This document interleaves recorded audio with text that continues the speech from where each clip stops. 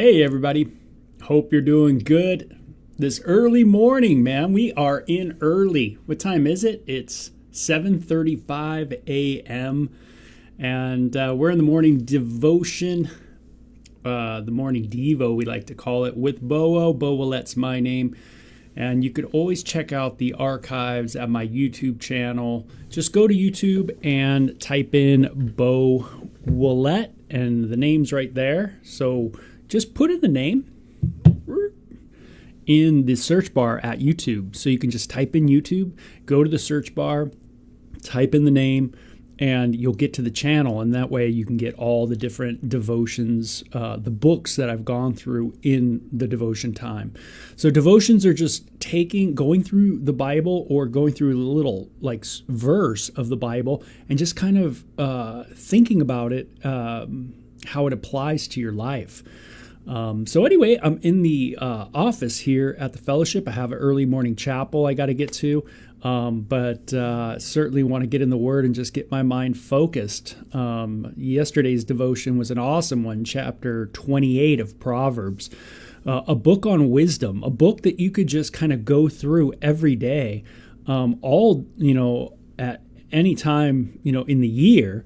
Just pull out a proverb and even just go through one verse or two verses and you'll get a lot of stuff to think about. Chapter 28 was a great chapter to just think through and all that. So, hey, by the way, I just knew Casey was gonna be up. I knew it. And she's in the comment corner now, and I knew on Facebook, and I just knew she was up. I thought, I'm doing it early, but Casey is up. That lady gets up early. So, yes, so glad you're with me, Casey, and you might be the only one who's up and ready to go. I don't know too many other people that got their coffee or whatever they're drinking up and ready to go, but hey, here we go. We're going to get into it. So, Proverbs 29. I got my Bible right here. I just read from actually the paper Bible. I know a lot of people are super pros on their YouTube and they got all their electronic stuff going. Not Bo. I'm super Generation X, kind of old school a little bit. So here we go. Chapter 29 of Proverbs. It says, whoever stubbornly refuses to accept criticism will suddenly be destroyed beyond recovery. So criticism is not a bad thing per se. So we can't just throw out that someone's criticizing us and just be like, whatever. It might be something that's true and we have to look at.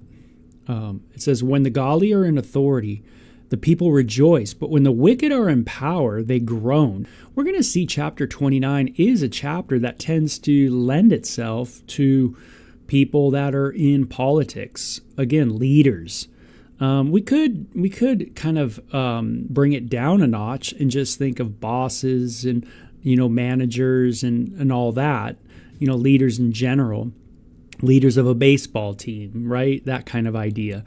But, Solomon is a politician, and he is a guy who's not only the king of Israel, he's teaching his son about wisdom, about discernment and instruction.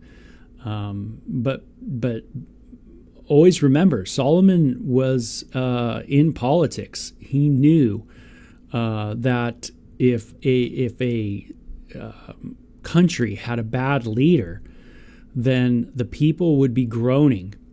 It's interesting to note that in Solomon's life, his son, who came after him, didn't do such a good job as a leader, and the people certainly groaned under him. So it's kind of something that maybe his son did not get this proverb very good, did not understand it. And just like you might read the proverb and not get all of them very well either. They might not hit you very good, and you just might not be able to do them that well. So his son, not only did Solomon not do him that well in a lot of ways, but his son also didn't follow these. So if you find yourself not following the Proverbs very well, you're in good company. The man who loves wisdom brings joy to his father, but if he hangs around with prostitutes, his wealth is wasted. What is taking my wealth? That's a good thing to think about when you read that proverb. It might not be a prostitute. It might be a prostitute, man. You might be hitting Hollywood and Vine for all I know. And you might be going to those places, those clubs, and just kind of spitting out the dough. But, what is the money? Where is your money going to? What is it on? Hey, let's see. We got Tina in the morning, too. Whoa, I'm surprised. Tina, what's happening? Good morning. I didn't know, Tina, you would be up early, but I guess it's getting around 8 o'clock, so people are starting to get up, which is cool. So, again, it says, let's see, verse 4. A just king gives stability to the nation, but one who demands bribes destroys it. Coercion in the government, right? A just king brings stability, someone who's into justice. Now, it's interesting because you got to figure out what is just. Where do you get the idea of justice from? Whose justice are we talking about here? This is all huge questions. If there's no God, then who is to say what is just and what is not just? It's just a matter of opinion, right? It's just your thoughts on what is right, and when it comes to politically right, court systems right, it can just be you're over me, But when it comes to objective truth, a truth that's outside of us, there is a objective justice. There something that's just objectively, and we are to conform to that or be transformed to that, and that kind of idea. So a king gives stability. Someone who is really, I think the idea here with Solomon is the one who really is trusting in that objective justice, that truth of God, right? God being outside of you, right? He's sovereign. He has his law, and we are to hold fast to it. Do we do a good job? Not so much. We need grace. We need mercy. We need salvation. But a king that's in leader, and he gives stability to a nation when he's trusting in an object that is immovable when he's reigning. But if he's not trusting in an object that's immovable, then he is floundering just with different human opinion, right? Politicians on this side, politician goes to that side. Hey, I'm for this. Now I'm not for this. Now I'm for that, right? Just jumping from opinion to opinion, right? It destroys, right, the nation. To flatter friends is to lay a trap for their feet. To flatter friends. Am I a person who flatters friends? And then I'm really laying a trap for them. That's a devious heart. Have you ever found yourself having that kind of devious heart where you flatter friends and lay a trap for them? I can certainly recall when I was in elementary school doing this kind of thing. I mean, it gets more devious as you get older because it's just more of the heart kind of stuff. But I can give you an example of when I was younger, and that was on the playground, where you kind of flatter someone to come and hang out with you, but then, you treat them horribly, right? You and your friends. And I look back on those days and I just go, man, what a terror was I? I just, man, when I got with my friends, man, we didn't do the right things at all. We were all over the board, man. Come hang out with us, we'll beat you up. That kind of thing. Just messed up. I look back on it and I just go, what was going on with us? Just super evil in the brain, flattering someone and then hurting them, right? Flattering with the intention to hurt. That was, totally. That's me. Yep. That's this Generation X dude from Southern California. Yep. Messed up like that. I admit it. Don't feel good about it. That's for sure. But yeah, to flatter friends is to lay a trap at their feet. Instead of being honest, giving good criticism, right? Better criticism with a, is better than just this kind of flattery, And so think about it. Are you flattering someone, or are you willing to sit down with them and talk to them? That's a really good thought, right? Are you just kind of appeasing someone and flattering them, kind of thing? All the while tiptoeing around them, all the while thinking thoughts about them that aren't good, instead of just sitting down with someone and giving them that proverb criticism, that good criticism, right? That good friendly criticism, a true friend. Hey, I'm concerned about this. I just want to talk to you about this because I care for you. I really do. That kind of thing. Instead of that flattering, oh, yeah, but all the while, you got something in your heart against that person. Ooh. Evil people are trapped by sin. Oh, man, this is us. We can't get out, man, right? He who sins, Jesus says, is a slave of it. Oh, man, you don't want to hear that. I don't want to hear Jesus' words. He who sins is a slave of it. That doesn't sound fun, right? I'd rather just ignore it, right? That's why a lot of us just ignore the Bible. Because, man, who wants to hear that word? I want to hear about how great I am, how awesome I am. Man, I'm so good, right? And the Bible's message is, you ain't that good. You actually are quite evil. He who sins is a slave of it. But if the Son sets you free, you are what? Free indeed. Free indeed of what? The penalty of sin. Whoa! The consequence of sin. Man, so cool. So it says, the godly care about the rights of the poor. The wicked don't care at all. The godly care about the rights of the poor. Wicked don't care. Again, the idea in the Proverbs is that the rulership, think of Solomon being a politician, should be caring about the poor. Very important. We'll see that theme again. And it says, the mockers can get a whole town agitated, but the wise will calm anger. Hey, mockers just keep everything going. Again, they agitate everything. Tina says, we are blinded, not now we can see. Amen. So I'm glad you guys are tracking with these Proverbs. Mockers agitate, right? And the wise will calm anger. If a wise person takes a fool to court, there will be ranting and ridicule, but no satisfaction. Oh, just continual quarreling. The bloodthirsty hate blameless people, but the upright seek to help them, right?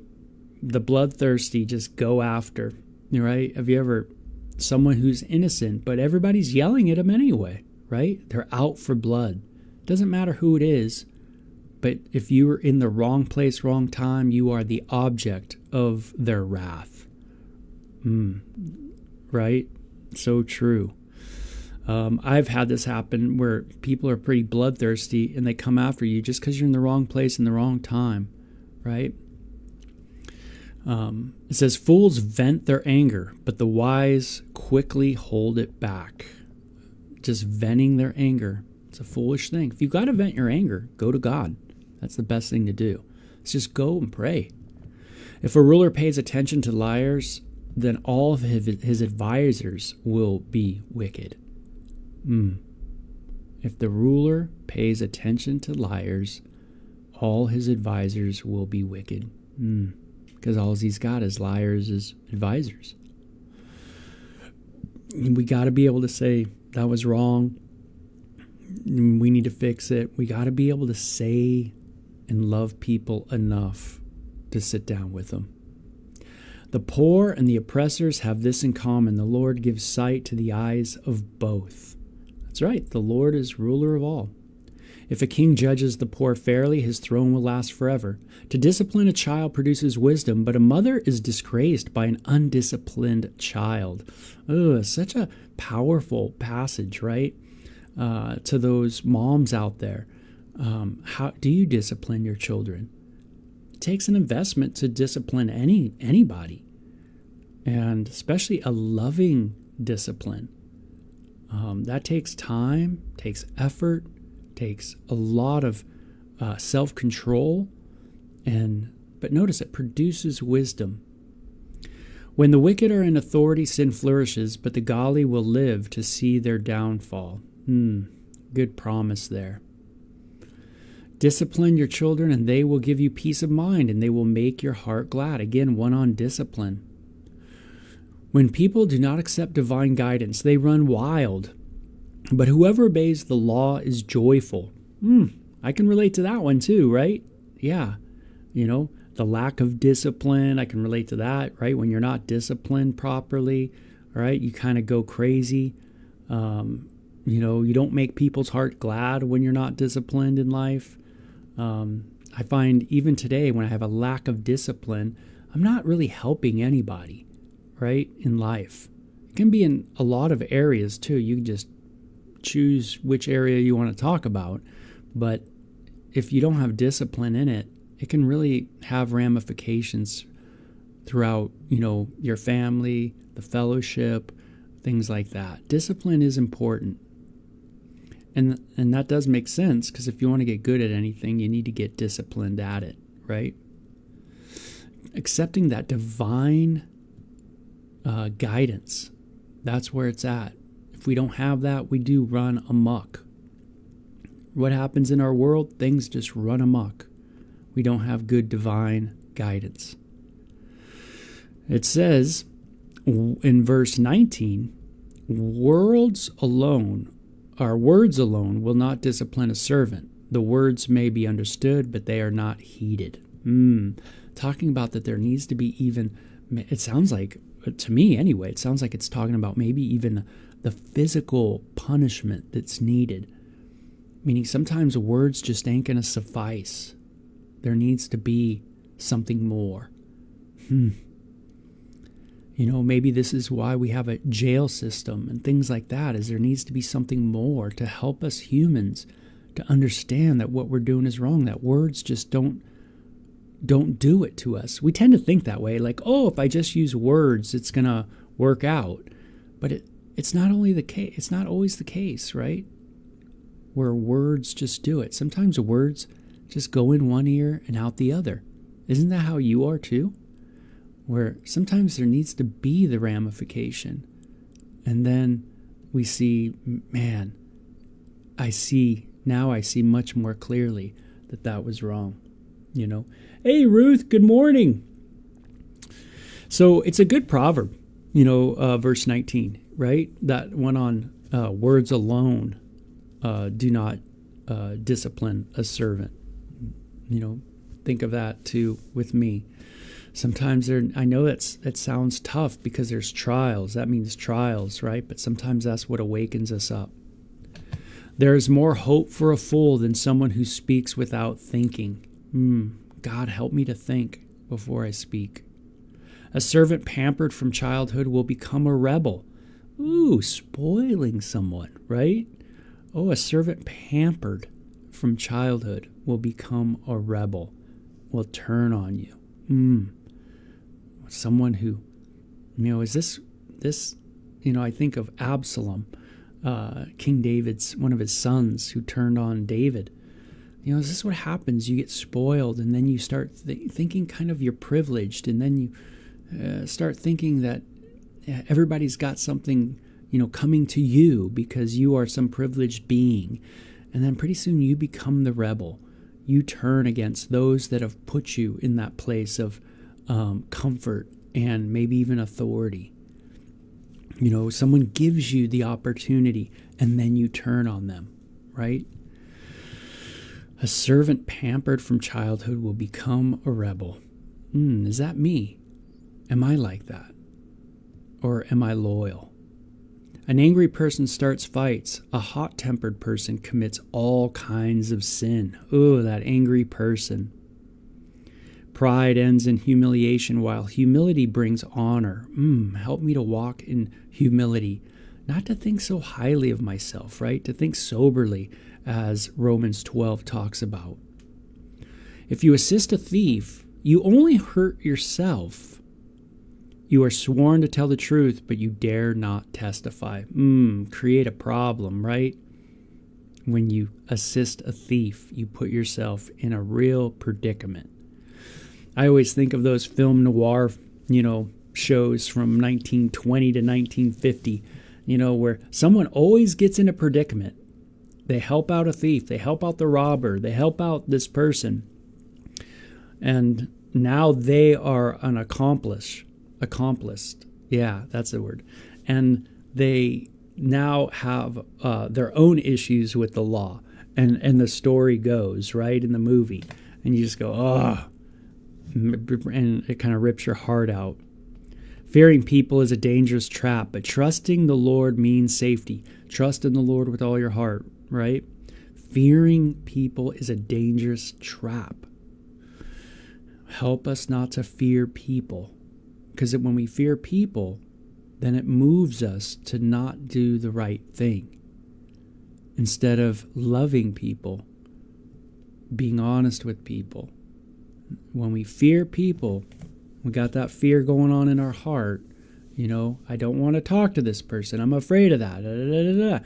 That is all yuck.